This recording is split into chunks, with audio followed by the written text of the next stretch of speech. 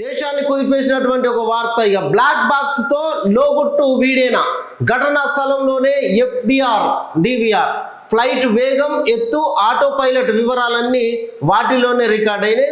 Cockpit voice recorder device కోసం గాలింపు. Ahmedabad flight crash దర్యాప్తులో కీలక పురోగతి. 290కి చేరిన మృతుల సంఖ్య. ఇప్పటికే 270 మృతదేహాలకు పోస్ట్ మార్టం పూర్తి. DNA పరీక్షలకు 220 మంది శాంపిళ్ల సేకరణ.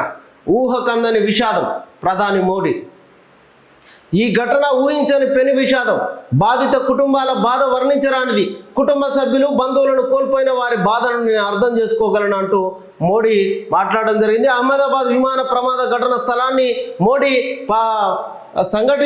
అక్కడ అక్కడ వెళ్ళడమే కాకుండా అక్కడ పరిశీలించడమే కాకుండా అక్కడ ఉన్నటువంటి పరిస్థితి, ఆ ప్రమాద వివరాల్ని, దాంట్లో నుంచి బయటపడ్డటువంటి మృత్యుంజయిని కలిసి ఎట్లా జరిగిందని మాట్లాడినటువంటి వార్తను ఇక్కడ చూడొచ్చు. గుజరాత్ మాజీ సీఎం విజయ్ రూపానీ కుటుంబాన్ని సైతం ఆయనే పరామర్శించడం జరిగింది.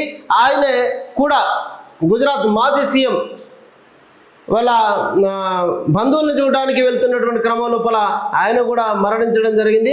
ప్రధాని వెంట కేంద్ర మంత్రి రామ్మోహన్ నాయుడు, గుజరాత్ సీఎం భూపేంద్ర పటేల్, ఆ రాష్ట్ర హోంమంత్రి హర్ష్ సంఘవి ఉన్నారు. ఆ తర్వాత అహ్మదాబాద్ ఎయిర్పోర్ట్లో ఉన్నతాధికారులతో సమీక్ష నిర్వహించడం కూడా జరిగింది. 10 రోజుల్లో బ్లాక్ బాక్స్ డేటా విశ్లేషణ, ఫ్లైట్ కూలడానికి కారణాలు ఇవే, నేను విమానం నుంచి దూకలేదంటూ మృత్యుంజయుడు రమేష్ మాట్లాడడం జరిగింది.